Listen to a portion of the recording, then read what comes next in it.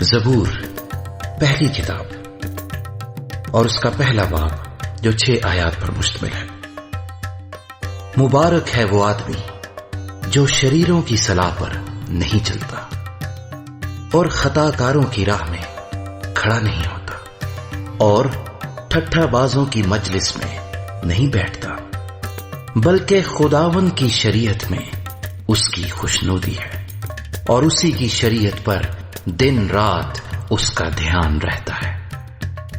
وہ اس درخت کی مانند ہوگا جو پانی کی ندیوں کے پاس لگایا گیا ہے، جو اپنے وقت پر پھلتا ہے اور جس کا پتا بھی نہیں مرجھاتا۔